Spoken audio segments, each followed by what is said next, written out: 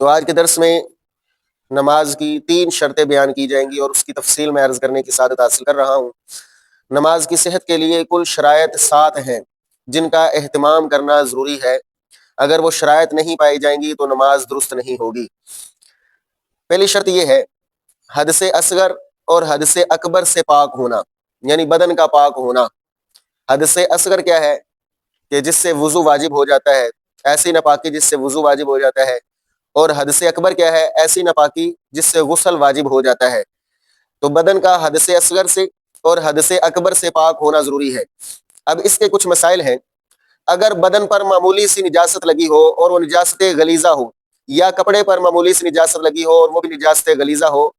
1 درہم یعنی تقریباً 3.5 ماشے کی مقدار یا اس سے کم خون، پیشاب، پخانہ وغیرہ کی نجاست ہو،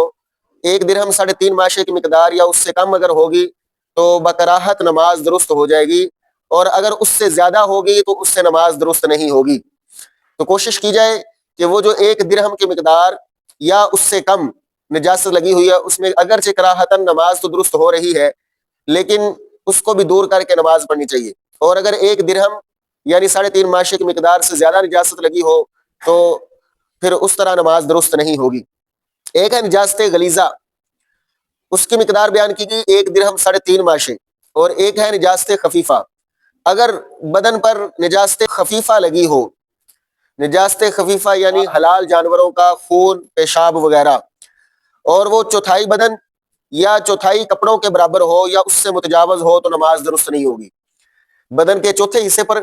یا کپڑوں کے چوتھے حصے پر، مثلا ایک عضو ہے، یہ بازو ہے،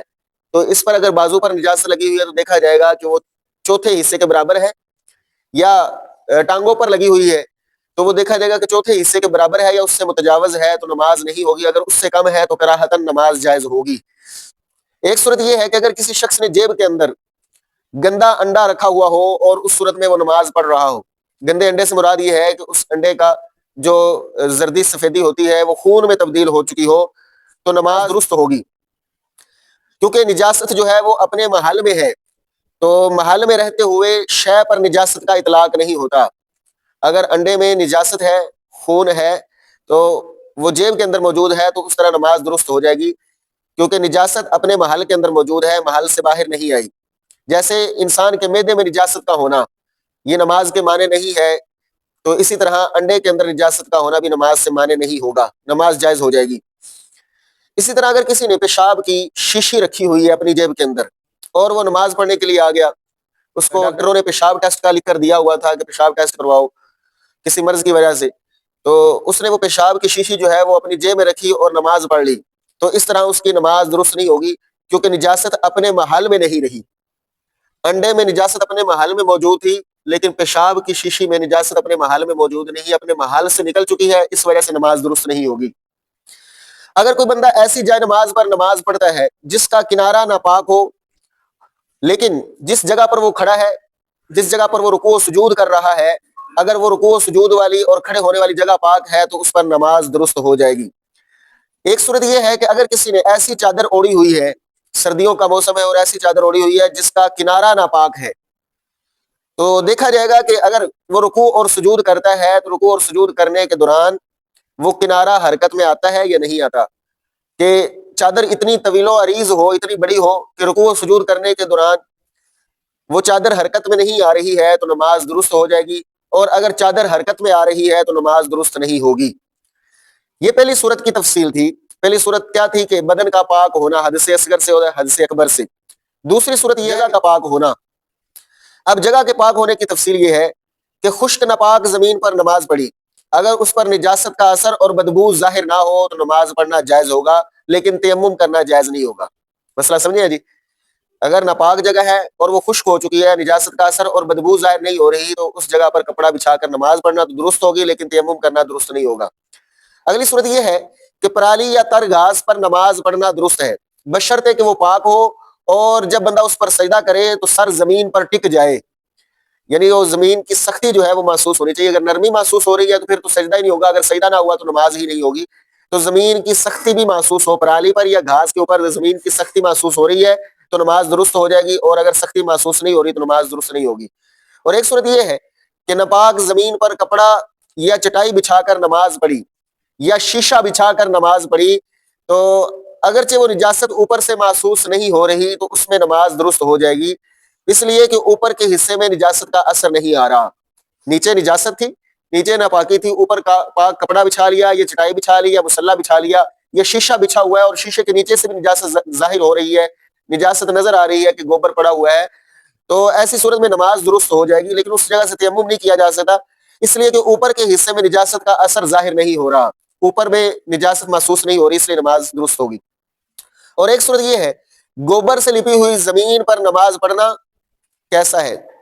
اگر تو گوبر سے لپی ہوئی زمین ہو اور بعد میں اس پر پاک مٹی ڈال دی جائے کہ وہ گوبر والی زمین جو ہے وہ ظاہر نہ ہو اور بدبو بھی ظاہر نہ ہو رہی ہو، تو اس جگہ پر بغیر کوئی چیز بچھائے نماز پڑھنا درست ہوگا، نماز پڑھنا جائز ہوگا۔ اور اگر اس پر پاک مٹی نہیں ڈالی ہوئی ہے اور بو بھی محسوس ہو رہی ہے تو وہاں کوئی پاک چیز بچھائے بغیر نماز پڑھنا درست نہیں ہوگا۔ مسئلہ سمجھ گئے جی؟ گوبر والی زمین، چونکہ پہلے دور کے اندر کچے مکان ہوتے تھے اور گوبر سے لپائی کی جاتی تھی تو اس سے پھر بو محسوس ہوتی رہتی تھی، تو بغیر کوئی چیز بچھائے وہاں پر نماز پڑھنا درست نہیں ہوگا۔ ہاں اگر کوئی چیز بچھا کر نماز پڑھتے ہیں یا اس پر اتنی مٹی ڈالی ہوئی ہے کہ نجاست کی بو نہیں آ رہی ہے تو نماز پڑھنا درست ہو جائے گا۔ ایک صورت یہ ہے کہ جوتوں پر پیر رکھ کر نماز جنازہ پڑھنا کیسا ہے؟ اگر زمین کے اوپر نجاست پڑی ہوئی ہے، وہ تر ہے یا خشک ہے، اور بندہ جوتوں پر پاؤں رکھ کر نماز جنازہ پڑھ لیتا ہے تو یہ دیکھا جائے گا کہ اس کے جوتوں کا اوپر والا حصہ پاک ہے یا ناپاک ہے۔ اگر اوپر والا حصہ پاک ہے تو نماز جنازہ پڑھنا درست ہو جائے گی، اور اگر اوپر والا حصہ ناپاک ہے تو نماز جنازہ پڑھنا درست نہیں ہوگی۔ یہ دوسری صورت تھی کہ جگہ کا پاک ہونا، دوسری شرط تھی۔ اور تیسری شرط یہ ہے کہ سطر ڈھانکنا، مرد کے لیے ناف سے لے کر گھٹنوں تک اور عورت کے لیے چہرے کی ٹکیا، ہاتھوں کی ہتھیلیاں اور پاؤں کے علاوہ سارے بدن کا ڈھانکا ہوا ہونا ضروری ہے۔ اور اگر ان اعضاء میں سے مرد کے ناف سے لے کر گھٹنوں تک اور عورت کے جو اعضائے مستورہ ہیں جن کو نماز کے اندر ڈھانکنا ضروری ہے، اگر ان اعضاء میں سے کوئی عضو کھلا رہ گیا تو نماز پڑھنا درست نہیں ہوگی۔ اور عورت کے لیے ضروری یہ ہے کہ دوپٹہ جو لیا ہوتا ہے، دوپٹے کے اندر سے اس کا بدن ظاہر نہ ہو رہا ہو، یعنی باریک لباس، چست لباس نہ پہنا ہو کہ جس سے اس کا بدن ظاہر ہو رہا ہو۔ تو اگر بدن ظاہر ہو رہا ہے تو نماز درست نہیں ہوگی، اور اگر بدن ظاہر نہیں ہو رہا تو نماز درست ہو جائے گی۔ بہر صورت ایسی عورت کا نامحرم مردوں کے سامنے آستین پہن کر آنا، کہ ایسی آستین جس سے بازو نظر آ رہے ہو، یہ حرام ہے، درست نہیں ہے۔ ایک صورت یہ ہے کہ اگر کسی نے جینز اور ٹی شرٹ پہن کر نماز پڑھی تو نماز تو بکراہت درست ہو جائے گی، لیکن ہمارے عرف میں یہ لباس صالحین کے خلاف سمجھا جاتا ہے، اس لیے نماز یا خارج نماز میں ایسا لباس پہننا درست نہیں ہے، ناپسندیدہ عمل ہے کہ جینز کی پینٹ پہن کر جسم کی حیت اور جسم کے اعضاء کا ابھرا ہوا نظر آنا ہے، تو اس وجہ سے نماز تو درست ہو جائے گی، لیکن یہ صالحین کے خلاف عمل ہے، صالحین ایسے لباس کو ناپسند کرتے ہیں۔